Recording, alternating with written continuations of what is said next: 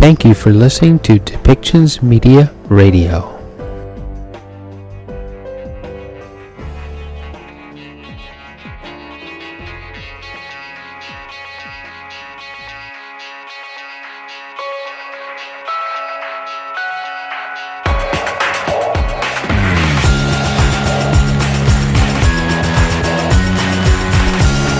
Welcome to Policy and Rights, the show about government policy and human rights.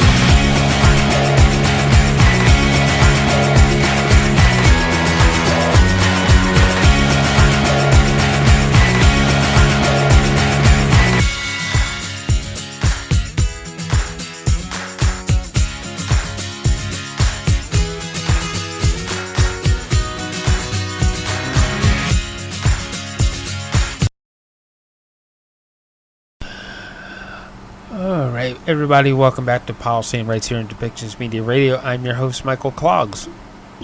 We're going to hear some comments about the Alberta election. Danielle Smith came out to be the victor.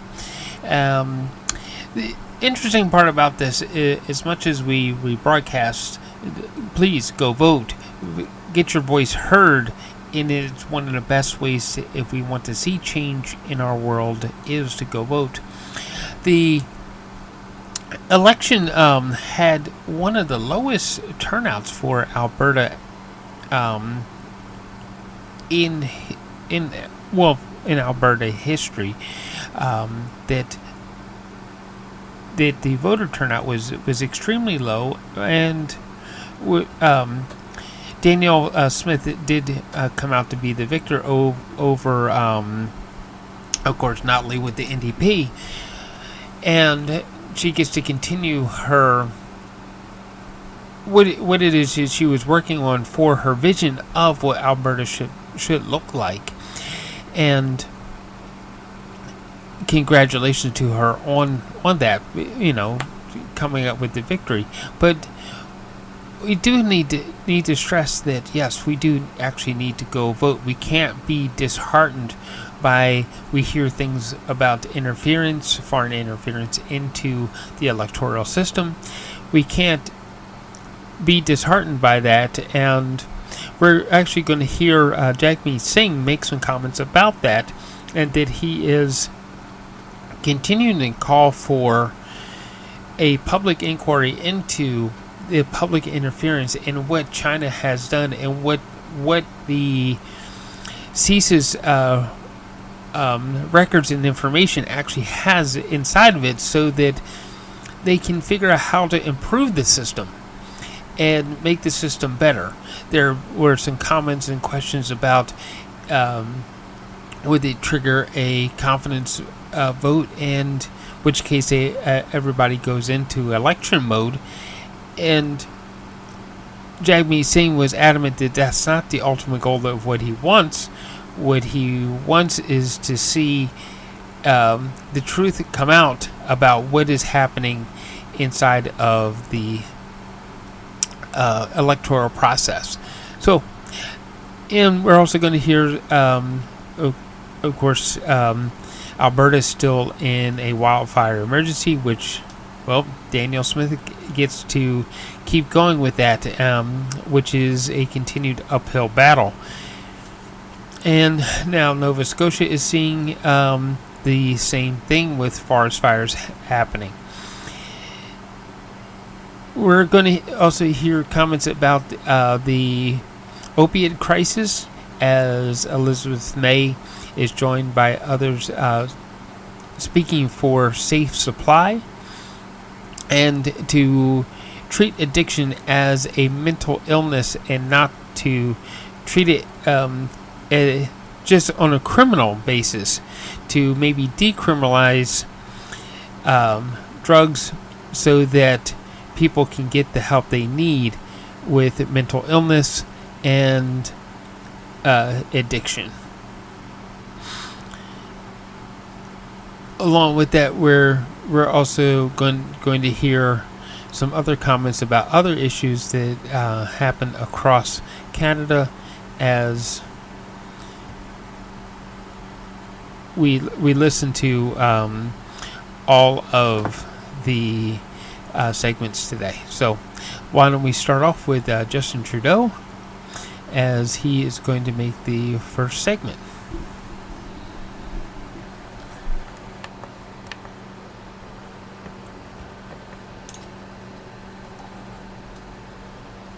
Une grande étoile québécoise s'est éteinte aujourd'hui. Michel Côté faisait partie du quotidien de millions de maisons québécoises pendant des décennies. Il nous a fait rire, il nous a fait pleurer.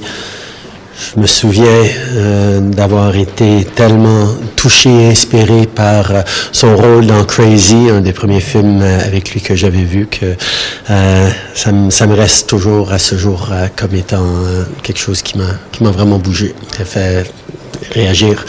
D'être un père comme ça, en tout cas, c'était un grand artiste et l'univers culturel et médiatique et artistique québécoise va pleurer sa perte pendant longtemps. Michel Côté was an extraordinary actor who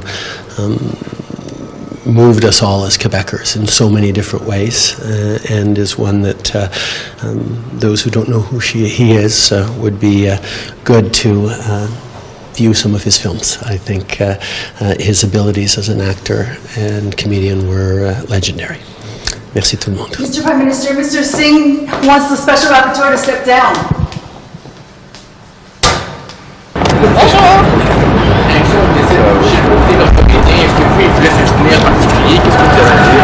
Ben, c'était un artiste incroyable, un humoriste incroyable, mais il nous a tous touchés, entre autres, moi personnellement dans le film Crazy, je l'avais trouvé exceptionnel.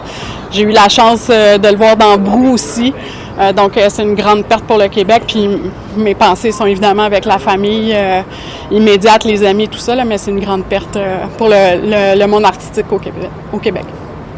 Merci. About the Alberta election, just your general thoughts? My thoughts are that Albertans are going to make their choice today. We'll see who the premier is tonight, and I encourage everybody to go out and vote. Donc, j'encourage tous les Albertains d'aller aux urnes aujourd'hui, et plus tard aujourd'hui, on va savoir c'est qui le premier ministre de l'Alberta. I want to ask you about Uganda and this latest anti-LGBT law that they have enacted or seem to have enacted. What's your reaction? Well, we have to stay vigilant in our own country, but we also have to raise our voices internationally when we see our rights taken away from people and rights that were hard-fought being scaled back. Look, we don't have to go very far in our own country to look at people that are trying to make sure that pride flags aren't flown. You don't have to go further than Oxford County to see that. Chilliwack, BC has had issues with trans kids in school, and now we see even in Atlantic provinces the rights of kids to be who they are in school trying to be taken away. So we have to remain vigilant on LGBTQIS plus rights here in Canada, and we have to stick up for them around the world as well. Back to Alberta, just Sure. How do you envision the federal government working with whoever is elected next when it comes to, some of the challenges related to climate change or capping emissions? Sure, as Minister of Alberta, my job has been since day one to find common ground and to work on files together. And whether it's been Premier Notley's group in my first mandate or whether it was Premier Kenny's group in the second mandate, the job is to represent all Albertans. And I can tell you when I'm on the doors talking with people, what they tell us is we elect municipal, provincial, and federal reps to get the work done. We expect you all to work together, and that's that will be my approach with whoever the new cabinet and MLAs are after today's election. Thanks, everyone. Merci. Guys. Thanks. Your initial reaction? Well, I mean, this isn't new money. It was announced in the budget. And, I go back, the Prime Minister acknowledged what was happening around violence against Indigenous women and girls as a genocide, yet they're not investing adequately in it. And I agree with the chair of the Family and Survivor Circle, the National Family and Survivor Circle, that it needs to be accountable.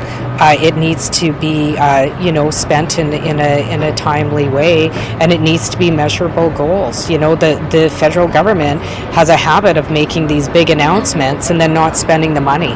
So we know about the money in the 2023 budget. We know they need to invest more if they're serious about addressing this ongoing genocide, and they need to get that money out the door, unlike past monies that they've allocated, including from 2020, and we're still waiting for them to spend it. What about the idea, what do you think the idea of them getting money for, setting aside, putting money, including money for men and boys as well? Well, I mean, absolutely. We need to look after everybody's health and well-being, and certainly the well-being of men and boys. I absolutely think that's necessary. Indigenous women and girls and diverse gendered folks are not perpetrating violence on ourselves. Often it's happening at the hands of men and boys. So we need to make sure that we look after men and boys as well. We need to make sure that they're healthy. So I do support that.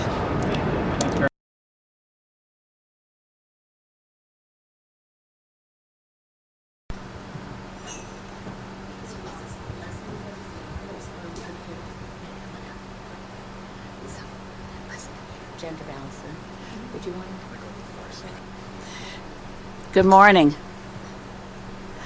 Thank you for coming to this press conference, which is fully nonpartisan and focused on the crisis, the opioid crisis, the importance of harm reduction, and policies that focus on safe supply and decriminalization.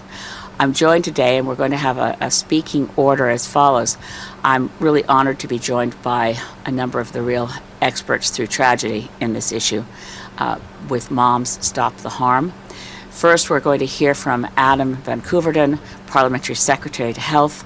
Then I'm going to invite Leslie McBain from Moms Stop the Harm, and Ruth Fox, and Christine Taylor to take the stage. Followed up, the closing words will be from Mike Morris, MP for Kitchener Centre. So I'll just turn the microphone over to Adam. Thank you, MP May. It's a real pleasure to be here, and Elizabeth, we call each other by our first names because we're friends and colleagues, and the reason that we're here today is because members of the Liberal Party, the Green Party, the NDP, and the Bloc Québécois have become increasingly horrified by the really fact-free rhetoric coming from the Conservative Party as it relates to safe supply and harm reduction in this country. We have to acknowledge that we have an opioid crisis and a poisoned drug crisis in Canada, and the type of rhetoric that's coming from Pierre Poilievre and the Conservatives right now is doing more harm. It's spreading mistruth, it's creating more stigma, and it's not doing anything to help people who actually need it. So I'm really glad to be joined today by Leslie, Christine, and Ruth, who I've just met, but who are familiar to everybody who really knows what they're talking about when it comes to the opioid crisis in Canada. I want to acknowledge that I'm a politician. Like Pierre Poilievre and Elizabeth May and Mike Morris, I'm a politician, not an expert in the opioid crisis or really very many other things. That's why we rely on experts. We rely on experts for that academic approach, for an evidence-based solution, and since Canada at large has been employing a safe supply and harm reduction approach and an evidence-based approach to solving for the opioid epidemic, there have been tens of thousands of overdose reversals. Lives are being saved. This is not work that's complete, it's ongoing, but the type of fact-free nonsense that's been coming out of the Conservative side on this lately is harmful, and it needs to stop. So with that, I pass it over to Moms to Stop the Harm, whether that's Ruth, Christine, or Leslie. I'm not sure, but I'd just like to thank you for your time today, for coming here to Ottawa, and for sharing your lived and living experience, which is informing our government's actions on how we support people through the toughest times of their life. Thank you very much for being here. Thanks, Evan. We are reluctant experts. We never wanted to be standing here, and we're standing here because our children have died from drug harms.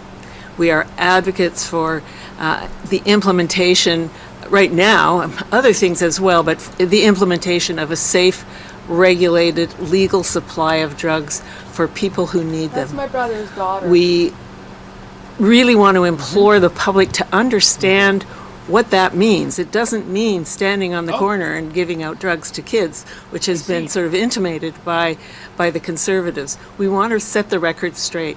This project will be very highly regulated, highly documented.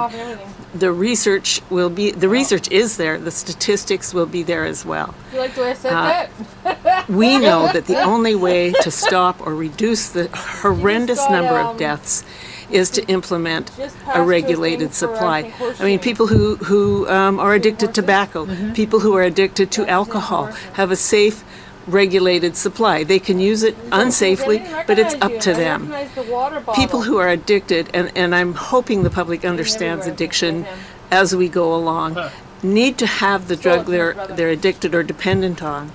And they have to go out into the black market, which is run by the by gangs, by organized crime. So we are making people who are addicted and dependent go out into that market to get the medicine they need. This isn't how we work in Canada. We help people who have health conditions. We actually can easily compare what happens with people who are addicted and how they're treated with people who have heart attacks and how they're treated. They are followed for life. They have the best medicines in the world. They have the best doctors in the world here in Canada, but not so with people who are addicted. So we are working so hard to show that, drug use is a problem, but it shouldn't be deadly. It should be treated, when people come into the ER, they should be treated with respect. They should be treated with ongoing care and support. They shouldn't be just turfed out the door, which happens everywhere across the land. Our kids died because they didn't have what we are advocating for. They didn't have services. They didn't have harm reduction. They weren't able to get into treatment when they needed it. The Conservatives say that they're going to build this fantastic amount of treatment beds and evidence-based and all of those things. And we agree we need those. But dead people can't access those services. So we're here to tell the world, stop the deaths. And we will say that every single day for the rest of our lives, because that's where our grief will be. For the rest of our lives, we're in grief because we lost our kids. Thanks. And I would like to hand it over to Christine Naylor. Now we're all set. Excellent. Yeah.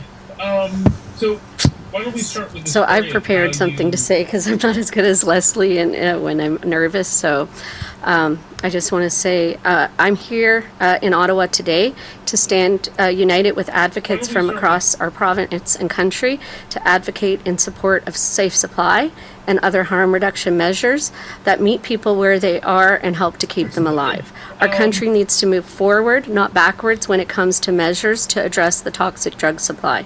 Measures taken to date to address the toxic crisis have failed. The results of these failures are heartbreaking in the extreme. Since 2016, over 35,000 Canadians have lost their lives due to our country's failed drug policies. My son was one of them. 35,000. This is a number that is staggering, and it should outrage Canadians, and yet it doesn't. And why? Because of stigma. Every drug death is a policy failure, and it's a policy choice. Every life loss mattered. Every loss affects a family, and it leaves ripples of grief, trauma, and heartbreak in communities across our country. In November of 2020, our worst nightmare came true. We lost our son Ryan to a toxic drug poisoning. As much as I wanted it not to be real, to wake up and it all to be a bad dream, it wasn't. On Ryan's 35th birthday, instead of celebrating with our son, we buried him. Ryan lived with concurrent disorders, having both bipolar disorder and substance use disorder. The last 8 years of his life were a struggle. It didn't have to be that way, and I truly believe if society supported instead of shamed those living with mental illness and substance use issues, Ryan's story would have had a different ending. Ryan is dead because he was denied a safe supply of what for him was his medicine. It was a drug he found that helped him to cope with his bipolar disorder. Since Ryan's passing, my husband and I formed a nonprofit organization in Ryan's memory and honor. Our mission is to advocate for and support those living with mental illness and substance use issues and experiencing homelessness. Our work brings us into contact with so many people in our community that are struggling with substance use issues. We have needlessly lost so many members of our communities. These deaths were preventable. We lose approximately one member of our community a week. The toxic drug crisis continues to take a toll on our community and on our country. As a co-founder and director of Ryan's Hope and as an advocate for Moms Stop the Harm, I vocally advocate for decriminalization, safe supply, and other health-based measures to support people living with substance use issues. Public health experts, law enforcement, frontline workers, and people with lived and living experience have long called for a shift in Canada's approach to substance use, including decriminalization of simple expungement of convictions, universal access to treatment and recovery programs, but the access has to be voluntary. Forced treatment, we know, does not work. Yet instead of moving forward in a more health and evidence-based approach to address this public health emergency, the Conservatives are calling for measures to reverse the small steps that we have taken and bring us back even further backwards with our country's drug policy. This will have devastating effects and it will cost countless lives. This is why advocates have come to Ottawa to stand united at Parliament. The cost of us not standing up and speaking out is too high. Together we will change policy, end stigma, and save lives. Thank you. And now you can speak first. You already cut them. I know, but I had to mix it all together and you didn't cover up your camera. Huh? Oh. Good morning. I've jotted down some words as well. Just letting you know it's all ready to go. Suck! In August 2020, my world and my heart were forever shattered when my youngest son, Trevor, died from toxic drug poisoning. Trevor died in his home. He did not have a history of problematic substance use. He was 25 years old and had a full and promising life ahead of him. I believe that if it wasn't for the stigma associated with substance use, criminalization of people who use substances, and the toxic supply, Trevor would be with us today. As Trevor's death illustrates, it is not only those who struggle with substance use disorder who are dying. Anyone who uses substances is at risk, and these are preventable deaths. We have a policy and social framework which judges, shames, and punishes people who use drugs. We need decriminalization of persons who use drugs and access to regulated substances, often called safe supply, within the framework of a compassionate public health care approach. An approach that respects human rights, meets people where they are, and does not stigmatize or discriminate on any basis. If there was safe supply, Trevor would be here today. Simply put, nobody has died from safer supply while the toxic drug supply has killed almost 35,000 Canadians since 2016 and continues to take the lives of about 20 people across Canada every day. Every day, 20 families are plunged into never-ending grief. Thank you.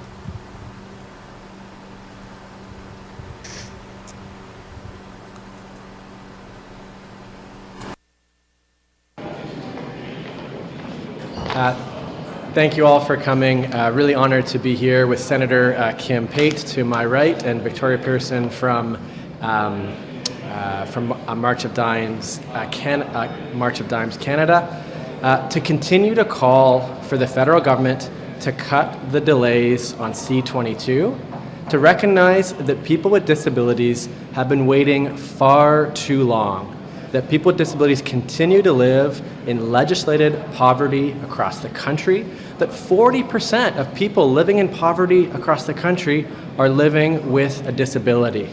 And they could be acting right now. We're calling on them to, first of all, prioritize C-22. To bring C-22, this is the Canada Disability Benefit Act that the Senate has now moved ahead with, to bring it back to the floor of the House of Commons.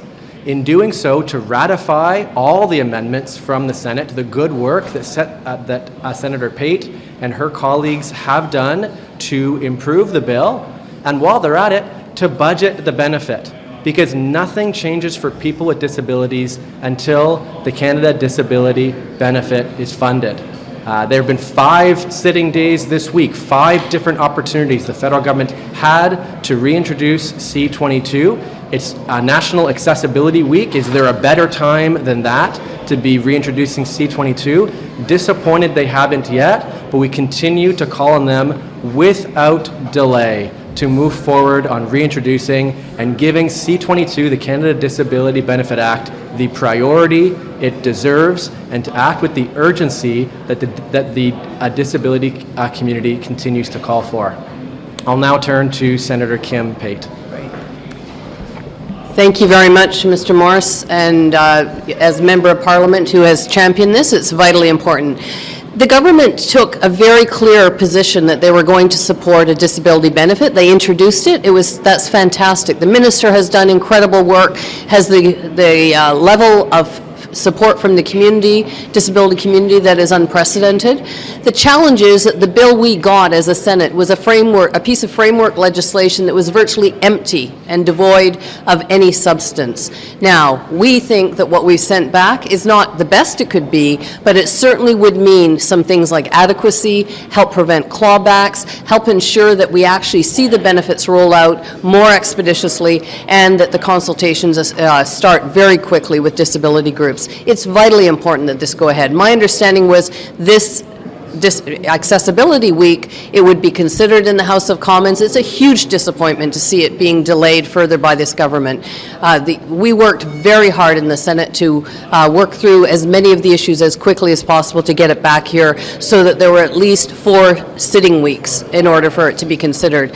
The time is running out, and people with disabilities can't wait. They've been waiting already several years for this benefit since it was first announced. So the time to act is now. I'm hoping that all of the members of Parliament here will take it upon themselves to just support the Senate amendments and get this benefit rolling out as quickly as possible to all people who deserve it and who need to be lifted out of poverty, not after our summer break, not sometime long into the future, but now. Thank you. Thank you very much. March Times Canada is one of 13 organizations that last week sent a letter to House leaders from all parties about Bill C-22. And our message was simple. We need to return this legislation to the order paper of the House of Commons and pass it without any further delay. And it must receive royal assent before Parliament adjourns for the summer. The time to act is now. Every day that we wait for this bill is a day that people with disabilities in this country must continue to live in poverty. Every day we wait delays the critical next steps of this process. The community, Canada's disability community, is ready. We are ready to roll up our sleeves, to lean in, and to partner in the co-creation of the regulations that will establish the key details of this benefit. We are ready to partner in the implementation and rollout of the benefit so that it can reach as many people with disabilities as possible and lift them out of poverty, restoring independence and dignity. We are ready, but the next steps are up to this House. And so on behalf of people living with disabilities in every corner of this country, we implore you, let's get this done. Thank you. Victoria, thank you for those strong words. It's always so encouraging to see the disability community, the disability community united, from Disability Without Poverty to March of Dimes to Inclusion Canada, every step of the way, calling for this benefit to be prioritized with the urgency it deserves. Thank you.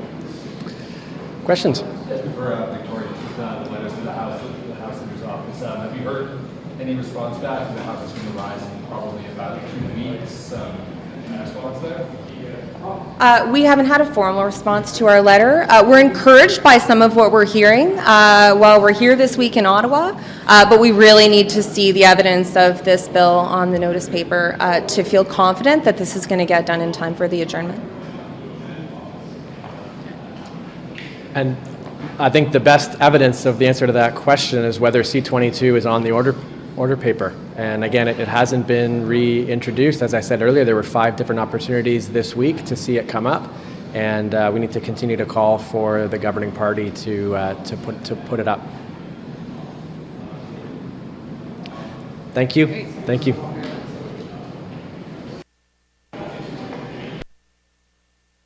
Bonjour, good day. I'll have an opening and then I'll be ready for your questions. I want to just start off by acknowledging that there are so many forest fires across the country, and our first responders, firefighters are fighting hard. Communities are devastated, and I just want to acknowledge the work that's being done and also the challenging times for a lot of Canadians right now. I also want to talk about our Opposition Day motion. In our motion, we are calling for the government to remove Mr. Johnston as a special rapporteur. We know that a lot of Canadians have left countries where they were oppressed. They fled those countries and came to Canada seeking security, seeking safety, seeking freedom. Sadly, that same oppression has followed them to Canada. And there are countless Canadians that have shared their stories about how they are experiencing foreign interference in their lives. People of Iranian descent, Canadians that have come from India, Canadians that have come from countries around the world have continued to face foreign interference in their lives here in Canada, and we are worried about that. We also know that there's clear allegations of foreign interference in our electoral system, and it's something we take seriously. Unlike Mr. Trudeau, who wants to ignore this, sweep it under the rug, or unlike Mr. Poilievre, for whom this is just a game. It's just playing a political game here. New Democrats are taking it seriously. I'm going to be receiving the special briefing, confidential information regarding what CSIS knows, because I think this is serious. And that's why we're calling for Mr. Johnston to step aside.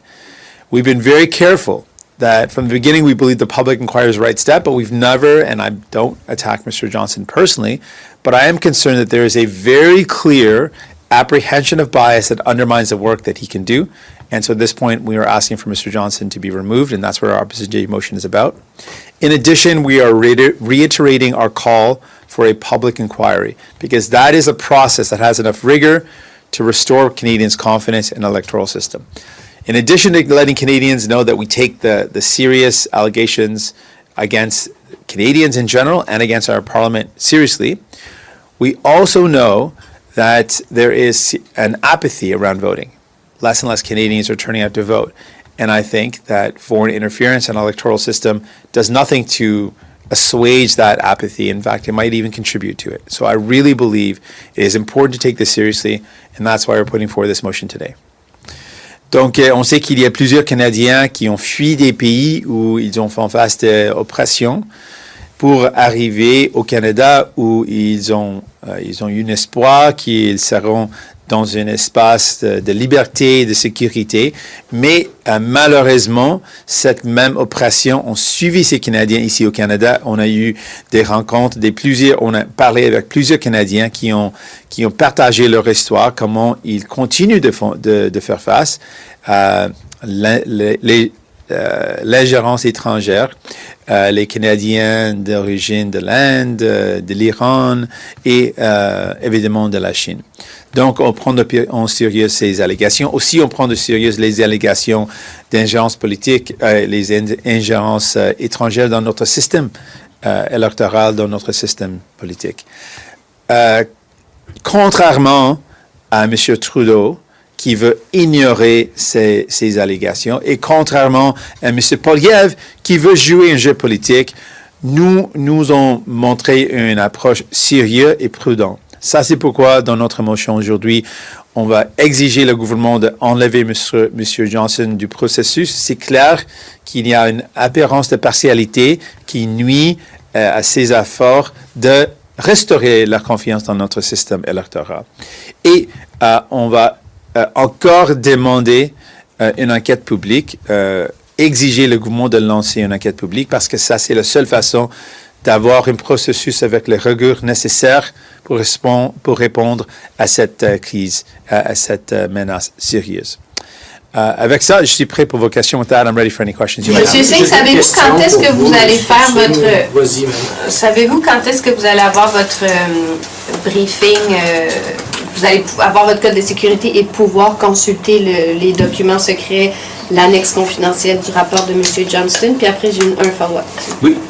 Non, on n'a pas reçu la date, mais j'ai aussi écrit une lettre et dans laquelle j'ai dit que je veux avoir les mêmes garanties que M. Johnston, que je peux donner mon opinion. Après, j'ai vu les documents. Après, j'ai vu les documents secrets, que je peux aussi donner mon opinion sur l'enquête publique, mon opinion sur le travail du gouvernement. Donc, j'ai écrit cette lettre, donc on attend la réponse de cette lettre et aussi on attend la date pour ce briefing. Puis sur le... Just in English on that. I've not received the date yet. I've also written on when I'll be briefed on that confidential information that CSIS has. I've also written a letter making it very clear that I want to have the same ability as Mr. Johnston to provide my opinion on the evidence that I see, my opinion on a public inquiry, my opinion on the government's actions. And we're waiting for the response to that letter in addition to the date of the briefing. Puis sur votre motion, jusqu'où êtes-vous prêt à aller? Je sais que ça fait 5 jours que vous répondez à la question, mais peut-être que votre réflexion a évolué depuis. Si la majorité des partis d'opposition disent effectivement on veut une enquête publique, on ne veut plus de M. Johnston, vous qui avez un peu les cordons de tout ça, jusqu'où est-ce que vous êtes prêt à aller? Êtes-vous maintenant prêt à tirer la plug sur votre entente? Donc, la prochaine étape, on va continuer de mettre la pression parce que on veut avoir une enquête publique. Ça, c'est important. Donc, les prochaines étapes, c'est de continuer de montrer la pression. On a utilisé notre journée d'opposition. On va avoir un débat aujourd'hui. Et la prochaine étape va être une vote dans la Chambre. Donc, on va continuer de monter la pression sur le gouvernement pour dire que c'est la volonté de la Chambre de communs, c'est la volonté des Canadiens, c'est important et on doit avoir une enquête publique. Mais est-ce que c'est sur la table? Je veux dire, la motion, elle est non contraignante. La seule façon pour vous de la rendre contraignante et de mettre toute la pression que vous pouvez mettre, c'est en utilisant la menace de vous retirer de l'entente. Est-ce que ça, vous le considérez même? Donc, il y a deux questions dedans. Premièrement, il y a beaucoup de travail qu'on va continuer. On va forcer ce gouvernement de livrer les soins. Vous retirez de l'entente. Est-ce que ça, c'est sur la table? Donc, on a beaucoup de travail qu'on veut faire. On va assurer que les Canadiens ont un soin dentaire et nos aînés ont un soin dentaire. Ça, c'est primordial, ça, c'est important. On va livrer ça. Et puis, la question de qu'est-ce qu'on fait avec notre entente. Pour moi, comme j'ai dit, ce n'est pas un jeu politique. Au lieu de créer des conditions pour peut-être encourager une élection, je pense que ce n'est pas de raison, ce n'est pas raisonnable si la vraie inquiétude, c'est une menace sur notre système électoral. Pourquoi je vais menacer une élection? Je vais menacer d'encore mettre plus de pression pour une enquête publique parce que je veux renforcer notre démocratie. Peut-être pour M. Poilievre, c'est une excuse de trouver une raison pour faire déclencher une élection. Mais si la peur, c'est il y a des ingérences étrangères de notre système électoral, si quelqu'un veut vraiment renforcer notre démocratie, je pense que la façon, c'est de garantir qu'on mette en place des mesures pour renforcer notre démocratie, au lieu de créer des conditions pour une élection. Dans mon avis, ça c'est une approche de M. Poilievre, une approche qui est un jeu politique au lieu d'une approche sérieuse pour renforcer notre démocratie. How serious is your threat then to ask David Johnston to step down as special rapporteur if you're not going to follow through with pulling the plug on the confidence and supply agreement? What we're doing is we're forcing this government, with a vote, we're forcing Parliament to decide on whether or not Mr. Johnston should continue. I think that's a serious question. Given the clear appearance of bias, we are putting before Canadians that it is no longer useful to have Mr. Johnston in that position, given the clear appearance of bias. It's not going to restore confidence in the electoral system. So we're going to push for that. But I would question the approach of creating the conditions for an election or triggering an election as not serious about protecting our democracy. If we want to protect our democracy, I would think the approach should be, let's put in place new measures. What are the new steps to protect against foreign interference? What are the new steps that are going to be taken to ensure that nomination meetings aren't being influenced, that MPs aren't being influenced? I would like to see a series of steps being taken, and that to me would show some real seriousness about protecting our electoral system. If it's just about a game to trigger an election, then sure, Mr. Poilievre's approach is tear it all down, have an election. I actually don't think this is a game. I think this is serious. I want to make sure that there are steps in place, that there are recommendations being followed that actually reinforce our democracy. Because for me, I want to see people believe in voting. I want to see people confident in voting, and I want to restore Canadians' confidence in that. It's not about a game for me. I want to continue to fight for a public inquiry because it's the right thing to do to give Canadians the answers to questions. But I don't see how it's logical if the goal is to protect our democracy to then trigger an election when we're worried about foreign interference. That doesn't seem logical. L'important, c'est de renforcer la confiance. En même temps, vous nous dites, nous, on a confiance, on pense pas que M.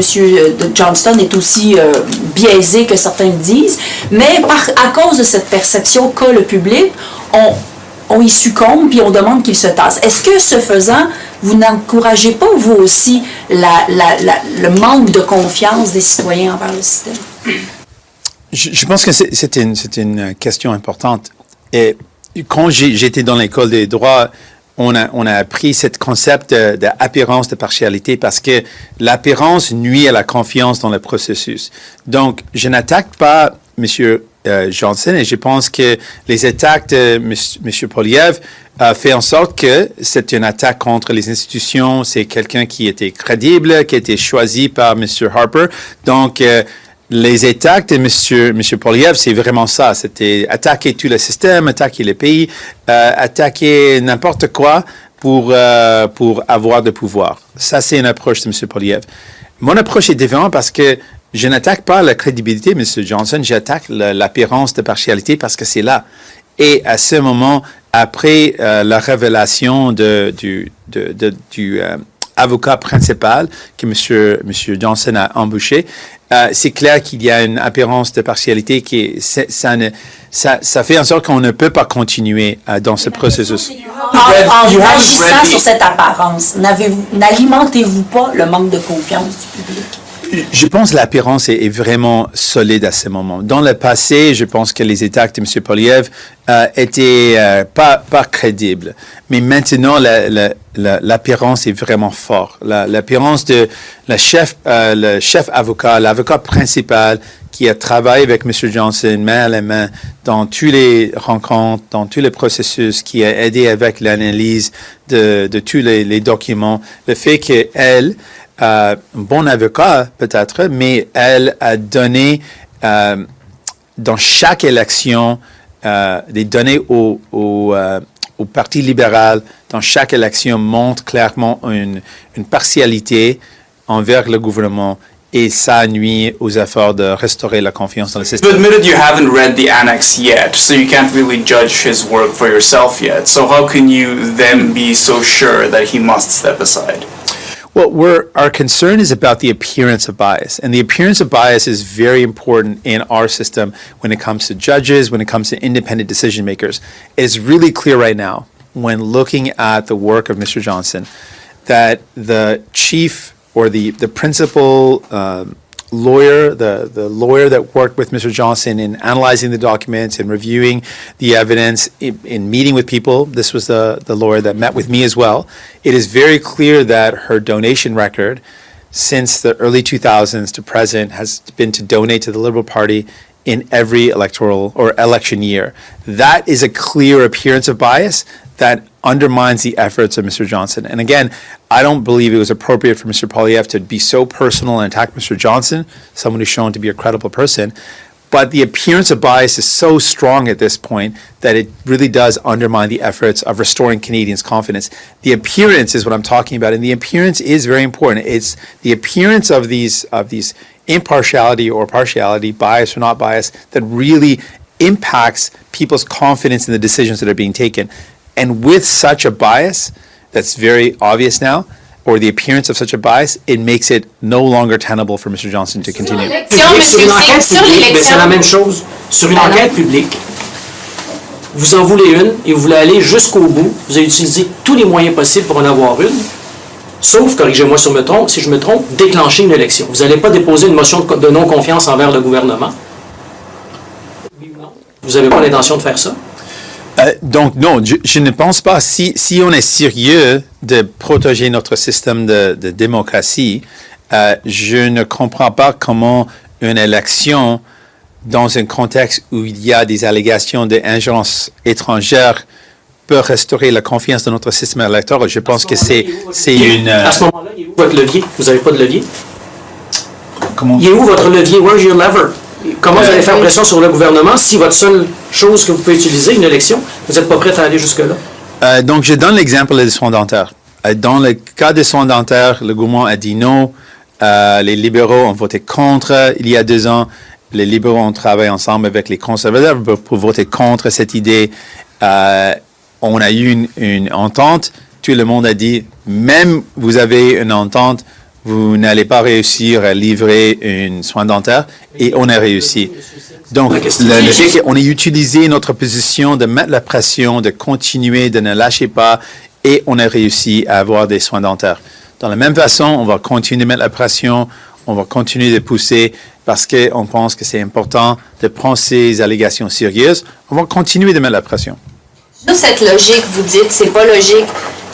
Alors que la confiance dans le système démocratique est ébranlée, c'est pas logique d'aller en élection. C'est votre raison pour laquelle vous voulez pas tirer la plug. Mais vous ne déclencheriez pas une élection. Vous faites juste dire au gouvernement qu'il doit gouverner comme un gouvernement minoritaire et prendre acte de ce que disent les partis d'opposition. Donc, votre logique à vous ne fonctionne pas. Vous ne déclenchez pas d'élection. Vous faites juste dire gouverner comme des minoritaires puis écoutez-nous. Pourquoi vous n'êtes pas prêt à faire ça? Donc, 2 choses. Premièrement, on a des soins dentaires qui sont essentiels. Ça va aider des millions de personnes. On va forcer ce gouvernement de mettre en place cette mesure. Je ne veux pas donner les libéraux une excuse pour ne pas faire quelque chose qu'ils ont voté contre dans le passé. Ils ne veulent pas mettre en place des soins dentaires. Ils sont contre cette idée. Ils ont voté contre cette idée. Je pense qu'ils préféraient que je ne les force pas de mettre en place un soin dentaire parce qu'ils étaient contre ça. Donc non, je ne vais pas donner une excuse au gouvernement libéral de ne pas mettre en œuvre un soin dentaire parce que ça, c'est quelque chose qui va aider des millions de Canadiens. En plus, ça crée des conditions. Si on va dans cette direction, ça crée des conditions pour menacer une élection et ce n'est pas absolument ce que je veux faire. Je veux une enquête publique. Je veux restaurer la confiance dans notre système électoral. Ça, c'est mon but. Donc, je vais continuer de mettre ma pression pour réaliser mon but. Une enquête publique. Forcer ce gouvernement de faire ce qu'il faut pour aider les gens. Ça, c'est mon but. Et mes actions suivent mon but. Monsieur Singh, vous avez beaucoup parlé des soins dentaires. Vous avez fait référence à plusieurs égards, à plusieurs moments. Dans le programme libéral, ça se fait par étapes. Et le dernier moment où tout ça sera complété, c'est en 2025. Êtes-vous en train de nous dire que quoi qu'il arrive, dans le fond, vous allez maintenir ce gouvernement au pouvoir jusqu'en 2025? Non, parce que premièrement, on va à chaque année, il y a des autres mesures que le gouvernement doit faire, qu'on va les forcer de faire.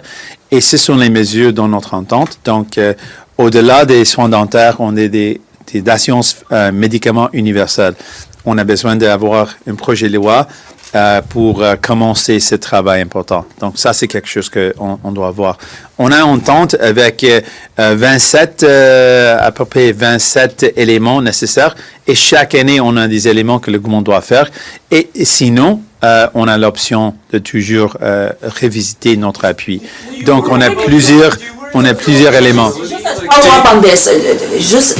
Je comprends ce que vous me dites, mais c'est 2025 que le programme. Alors, si vous dites, aujourd'hui, je ne veux pas déclencher l'élection parce que j'ai besoin des dents, bien, l'argument va encore tenir en 2024. Il va encore tenir au début 2025. Oui, pour moi, le but, c'est de forcer ce gouvernement de fonctionner. Donc, j'espère qu'on peut faire toutes les choses qu'on a forcé ce gouvernement de faire. Je sais que le gouvernement veut briser ses promesses. Je sais que le gouvernement ne veut pas faire ces choses et on doit les forcer. Donc, si on peut continuer de forcer ce gouvernement de livrer la marchandise, d'aider les gens, les soins dentaires, l'assurance médicaments, plus de protection pour les travailleurs, plus de protection pour notre environnement, je suis content parce que ça, c'est mon travail. Mon travail, c'est de forcer ce gouvernement d'aider les gens. Parce que ce gouvernement, laissé seul, ne veut pas faire ça. Ce Premier ministre, les libéraux, ne veulent pas faire tout ça. Mais je veux utiliser mon pouvoir pour aider les gens. Je veux avoir des soins dentaires pour les gens, pour nos aînés. Contrairement à M. Poilievre qui veut voter contre les soins dentaires pour nos aînés. Je veux avoir des soins dentaires pour nos aînés à travers les pays. Je veux avoir des soins, une assurance médicaments universelle. Je veux avoir plus de protection pour nos travailleurs. Je veux protéger notre environnement. Je veux faire tout ça. Donc, oui, je veux qu'on continue de faire le travail nécessaire, de forcer ce gouvernement de livrer les aides aux gens. S'il ne le fait pas, on a des options. Do you worry about your own credibility? You keep kind of threatening to act, but you're not really acting. At what point do you become like the boy who cried wolf? We are forcing this government to deliver. There's not a threat here. There's a straight up agreement where we have forced this government to do a number of things. Dental care, and we want to make sure dental care is delivered by the end of this year. I've spoken with seniors that are living in pain because they can't afford to get their teeth fixed. In every province of this country, there are stories of seniors who cannot look after their teeth and are living in pain in their senior years where they should be living with dignity and respect. Those seniors are going to be able to get their teeth looked after. If we look at what we're putting in place, it's going to help millions of Canadians, and I want to see that happen. That's what we're doing. We're forcing this government to deliver for Canadians. Where in fact, the government's supporting our demands. That's what's happening here. We demanded that there's dental care. The government's supporting us. We forced them to put in place a legal framework for pharmacare. We're forcing them to support us. So that's what we're doing. And along the way, we're also criticizing when they're not doing what's necessary, and we're calling them to account when they're not doing what they should be doing. And we're using our power to do that. We're saying, Mr. Trudeau, you're wrong not to declare a public inquiry. You can't just sweep this under the rug.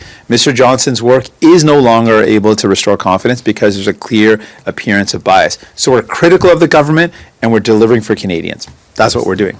Just on the Alberta election results, should you have intervened more, or do you think your supply and confidence agreement with the Prime Minister was a bit of a poison pill for Albertans and the NDP brand? Well, I think what happened in Alberta, of course I'm disappointed that we didn't form a new Democrat government. I think that's bad for Alberta, it's bad for Canada. Albertans would have been better off with a new Democrat government, with a Premier Notley, they would have been better off. But let's look at what happened here. This is a province where just a decade ago, there was a single party system in Alberta. There was a Conservative Party, and that's it. That was the landscape of politics. Then there's three parties, and in that three-party split, New Democrats were able to win, and then change the landscape of politics in Alberta in a phenomenal way. New Democrats won more seats. The Conservatives lost seats. They won seats in Calgary. People that have voted Conservative their entire lives, and their families have voted Conservative their entire lives, voted New Democrat. What Ms. Notley did, former Premier, but Ms. Notley, what she did and what the New Democratic Party did in Alberta is change the landscape of politics and created a two-party system. Not too long ago, the entire number of opposition MPs was barely 10. And now, the opposition in Alberta has firmly, for 2 elections in a row, a significant New Democrat presence. And if you look at the results, thousands of votes separated New Democrats from actually forming government, just in the thousands of votes. That shows the force of New Democrats, and it shows a seismic landscape shift in politics in Alberta. And I want to acknowledge the hard work of all the New Democrats and Premier Notley, or former Premier Notley, and hopefully future Premier Notley, in achieving that. Est-ce qu'elle a réussi, Mme Notley, tout ce que vous venez de dire, grâce à vous ou en dépit de vous? Je pense que c'est grâce aux efforts de Parti néo-démocrate en Alberta et de Mme Notley. Ce qu'elle a fait, elle a montré, effectivement, elle a changé toute la situation en Alberta.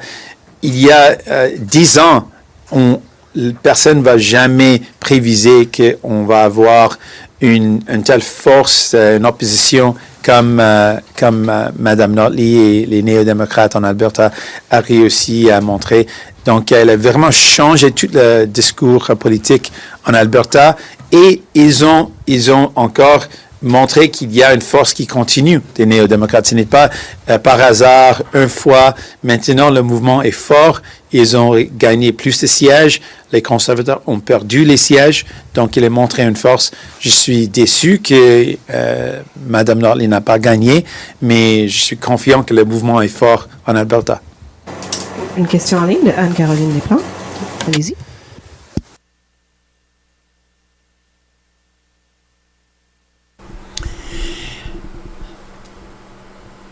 Okay, you've been listening to Depictions Media Radio, and this has been Policy and Rights.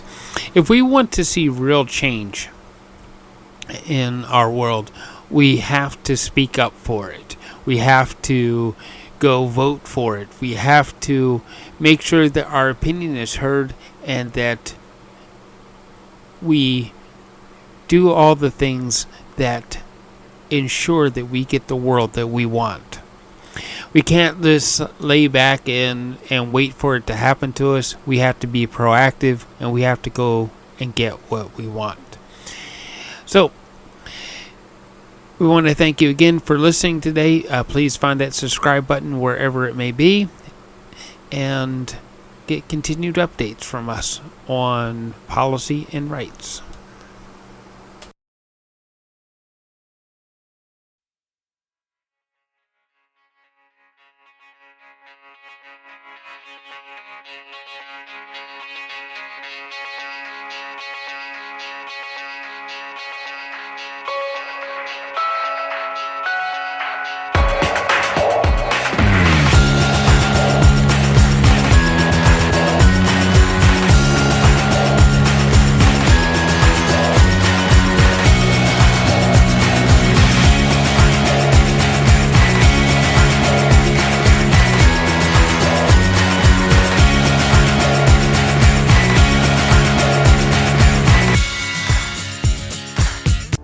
This show has been produced by Depictions Media.